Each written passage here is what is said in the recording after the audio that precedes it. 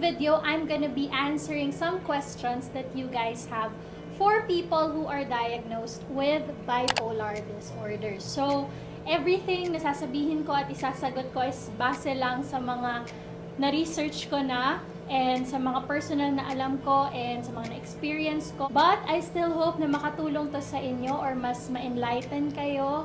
And ayun, I hope you guys keep on watching. Next question, how do you feel when people associate those with bipolar disorder with having toyo or moody lang? Kahit ako mismo sa sarili ko, hindi ko na alam kung kailan ako nagmamaldita lang, kasi maldita rin naman talaga ako, at kung kailan dahil yun sa disorder or sa pagiging bipolar ko. So parang I'm one of those people. Kaya siguro I don't feel anything towards those people who call me moody or may toyo lang. Pero if sa ibang tao, if narinig ko or nalaman ko na ibang tao or ibang bipolar yung tinawag na may toyo or moody lang, hindi ako makakaramdam ng inis, to be honest. Pero makakaramdam ako ng desire to educate them kasi tinawag nilang ganon yung tao because they obviously don't know the condition or what the person is going through. And actually, mas may inis pa nga kapag parang laging ina-associate lahat ng ginagawa or nararamdaman mo sa mental health condition mo.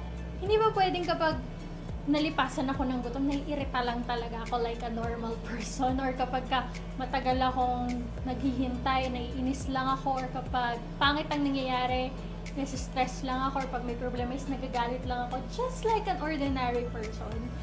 Kasi parang hindi naman ako ang sakit ko, hindi naman pagiging bipolar lang ang buhay ko. Hindi lahat ng nangyayari sa akin at pinapakita ko ay tungkol at dahil doon.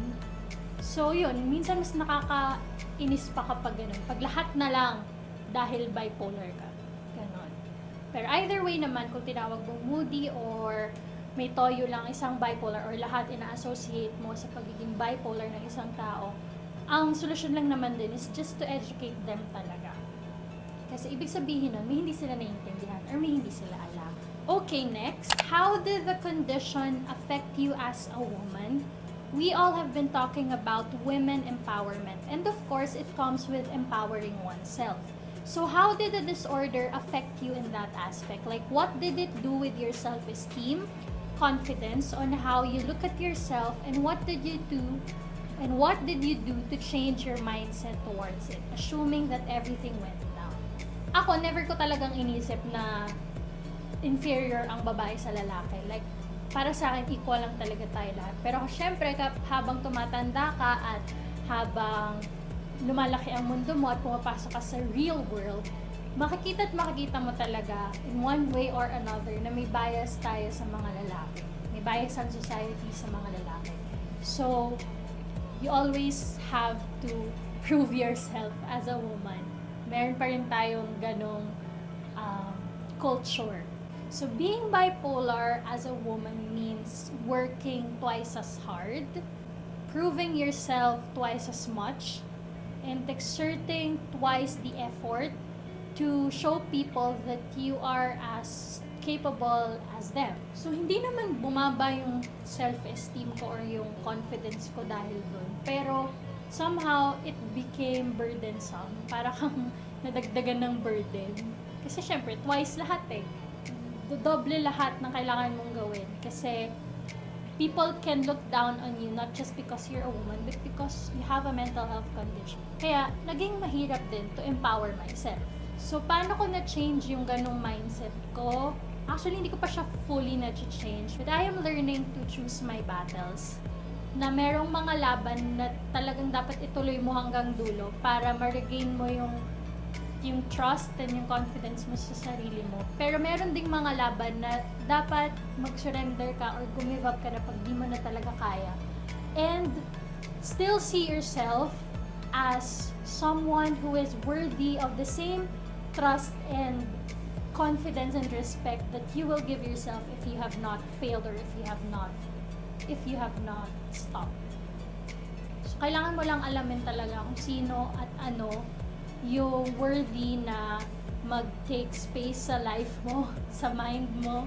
Next question, what's the struggle beyond the condition? Like, how the general public views it, and are there enough initiatives around? Kita naman natin na mas nabigyang pansin na yung mental health and mental health illnesses and mental health care ngayon or in the recent years. Pero I can say na we still struggle so much to feel that we are not different, that we are not weak in all units of the society.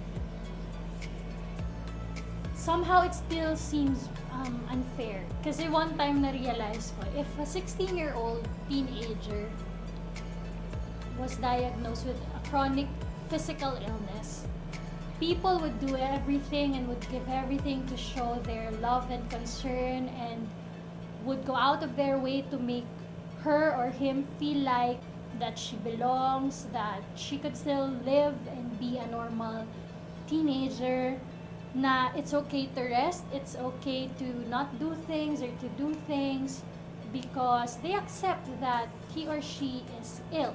Pero if another 16-year-old is diagnosed with a chronic mental health illness or even just any mental health illness, yes, people would send their love, would express their concern, but because of the society and the culture that na meron tayo for as long as we can remember, people still ask tons of questions. Na yung iba, parang ang punto pa is, bakit ka nagkaganyan? Parang ang dating kasi, kasalanan ko ba? Bakit parang kasalanan ka? Parang hindi pa rin siya pwedeng sabihin. Hindi nga siya pwedeng i-declare talaga sa ibang interviews. Kasi parang ang delicate case niya pa rin. Na if you are known to have a mental health illness, you need to prove yourself. Kailangan mo makipagsabayan sa kanila at ipakita sa kanila na kaya mong gawin yung mga ginagawa nila, na hindi ka mahina. It's unfair. And yes, there are initiatives, pero for me personally, feeling ko hindi pa siya enough to reach a point na kaya siyang pag-usapan or tanggapin na hindi uncomfortable for anyone. Not just dun sa may sakit, pero kahit dun sa mga tao sa paligid. Okay, next. Naiintindihan ba ng friends mo na bipolar ka? Do they know what bipolar disorder actually means? And how do they cope with you? Hindi ko alam talaga kung paano ko sinabi sa mga kaibigan ko na may sakit ako. Sinabi ko ba sa inyo? Paano ko sinabi sa inyo? Hindi ko alam, hindi ko maalala. Hindi ko alam actually if they understand the illness. They don't actually ask me so much about it per se. Pero they never made me feel like they don't understand me. So even though I don't know if they understand the illness, they never made me feel that they don't understand me. Isa yun sa mga bagay na swerte talaga ako. Hindi ako nawalan ng totoong kaibigan because of my illness. But that doesn't mean that I never felt alone. And no offense yun sa mga kaibigan ko, alam nila yan. Sabi nga nung best friend ko, it's a learning process. And yes, it is. At after ng ilang taon, medyo natututunan na namin kung paano maging flexible towards each other. Natututo na kami kung paano maging maganda para sa mental health ng isa't isa. In a way na alam na namin ngayon na hindi necessaryong tanungin ng isa't isa kung kamusta na kami. Na mas importante kung tanungin namin kung pwede kaming magtanong kung okay ang isa't isa or kung kamusta. So it's not how are you, it's is it okay to ask kung kamusta ka, like that. And it's not always necessary to talk things out because we've reached this certain point in our lives na we prefer to handle some things alone. So it's okay to just send a meme or a picture or a video and talk about other things kahit alam namin na may isa sa amin na may pinagdadaanan. Just to feel na andito pa rin kami. You know, to give time for ourselves. You know, having alone time because that's as important as reminding each other that we are here for one another and we love each other. Next, can you really say that a family situation plays a big part in having a bipolar disorder? Maybe. Kasi nga, diba, sabi, yung environmental factors, nakaka-contribute yun sa pag-develop ng disorder. Eh, ang una naman talagang exposure natin, diba, is sa family. So, maybe how your family is, or yung way ng communication nyo, or how you are perceived in the family, or kung ano yung na-adapt mo sa pamilya mo, lahat yun makaka-contribute sa ikagaganda or kung magkakaroon man ng problema, yung mental health mo.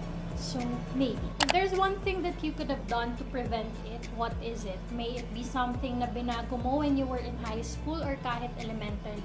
Yung mapapaisip ka na, if I didn't do this or become like this, baka things would have been better. Wala naman talagang like specific ways to prevent mental health illness. Sana hindi ko kinonsider yung sarili ko as strong. Masyado. Growing up, ang dami ko rin namang struggles. Madami din kaming struggles in life. Marami akong sad moments, or sad periods sa buhay ko. Pero more than everything, more than all of that, lagi kong naiisip na strong ako. Kasi nilalagpasan ko lang lahat ng challenge na dumadating sa akin. Jokes on me. Dapat pala tinambayan ko ang mga problema ko. Dapat sinigawan ko, dapat iniyakan ko, dapat kinausap ko, dapat umalis ako, dapat itinigil ko. Dapat mas naging honest ako siguro sa sarili ko. Para hindi naipon lahat. And kasi minsan inisip ko, sobrang stress siya. Na hindi ko na alam yung pinaka-cause. Although, don't get me wrong, I believe that I am strong. Kasi kung hindi ako strong, feeling ko matagal na akong nag-snap talaga. And I really appreciate it when people tell me that I am strong, that madami ko nang nalagpasan, so I can overcome everything, blah, blah, blah. I really, really appreciate it. Pero, meron kasing mga times na parang hindi ko siya matanggap kasi 100%. Na kahit alam ko, hindi ko matanggap. Kasi, even though you know and you believe and people tell you that you're strong, when you can't control how your body reacts to your thoughts, when you can't stop thinking about everything and nothing all at once, when you can't get up, when you disrupt or ruin plans and schedules and relationships, when you feel like in one snap mababaliw ka na, when you feel like doing something to hurt yourself or take your own life, it's so hard to tell yourself that you're strong. It's hard. Dun sa mga ganong moments mo, masasabi sa sarili mo na, sana napigilan ko to, kasi sana hindi ako ganito. Next question, what's the hardest part in being bipolar? There are two things for me. Una, I can't afford having a mental health illness because treatment here in the Philippines is way too expensive. Like, ang scale ko, gamot ko ba sa isang linggo or electricity bill namin sa isang buwan? Ganyan. So, anong pipiliin mo, di ba? Ayun, I can't afford it. And I can't afford to have days na nasa kama lang ako. I can't afford to have days na bigla-bigla akong iiyak or bigla-bigla akong hindi magiging okay. I can't afford that. And pangalawa, it's hard that people are always tiptoeing around you. Parang lahat nag-iingat sa paligid mo. Hindi ka sinasabihan ng problema or hindi pinapaalam sa'yo to dahil baka masaktan ka, baka hindi mo kayanin, baka mag-iba yung mood mo. Mahirap yun kasi kahit they do it with the best of intentions, it makes you feel that you're weak. How can we make things better? Like a message for the people around. Sasagutin ko pala to na parang message na lang. So, para dun sa mga tao na wala talagang close sa kanila na may mental health illness, I hope mas maging open kayo to educate yourselves or to understand the situation, the person, or the illness better or more. And para din naman sa mga tao na talagang nasa paligid talaga ng mga may mental health illness, thank you so much. Thank you so much. We may fail to show it sometimes, or most of the time. We may fail to express how grateful we are, but I know I can speak for everyone na may mental health illness that we really appreciate everything that you are doing for us, to understand us, to be patient with us, and to cope with our situation. Sorry for the times that it seems like hindi din namin naisip yung mental health nyo and how you're dealing with all of the stuff that we're dealing with. But there is no single moment na hindi namin alam at nakikita lahat ng ginawa nyo at ginagawa nyo para sa amin. We just hope that you accept and try to understand that it's not your job to make things better for us. Please don't carry the burden of trying to fix everything for us or trying to fix us. And kami ang mga huling tao na nag-expect para sa mga tao sa paligid namin na hindi mapagod sa amin. Pero if you could stay by our side and hold our hand and listen to us and not judge us, it would really, really mean so much. We owe a big part of why we're here still to all of you. So thank you so much. And lastly, message to people who have mental health illnesses. I know for a fact that I can never say anything to make things better if you're not feeling okay right now. And I've learned that we can really never say the right thing, but we still should say something. And hindi ko man alam kung anong pinagdadaanan nyo or story nyo. If you're still here and if you're still fighting, I'm so proud of you. And thank you for choosing to stay. Ako, never kong ina-advise or sinasabi sa mga tao na huwag mag-give up because that choice is up to you. Pero, if you're tired, rest. If you're not happy, get out. If you're angry, scream. If you want to say something, speak. If you want to stop, stop. Please acknowledge everything na naisip at nararamdaman mo kahit parang hindi pwede sa mundo mo. Because lahat yan valid. Hindi ikaw ang sakit mo. Merong ikaw sa labas ng sakit mo. May ikaw pa din kahit may sakit ka. May Rain pa din kahit may sakit ako. And that person is still so much worthy of love. Alam ko rin na tayo ang mga unang tao na may alam talaga things do get better. Although it's an endless cycle of dying and rising up again, we know that at one point, what we are experiencing right now will get better. May bagong dadating na problema, but it gets better.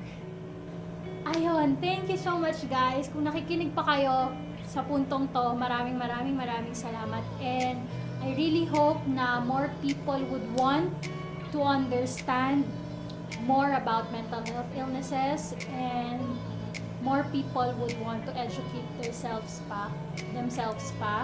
Napakahaba pa ata, obviously, ng lalakbayin natin para matapos ang pandemyang to, especially here in our country. But I hope that you hang in there. Again, thank you so much, guys. Please stay safe, please stay sane, and fighting.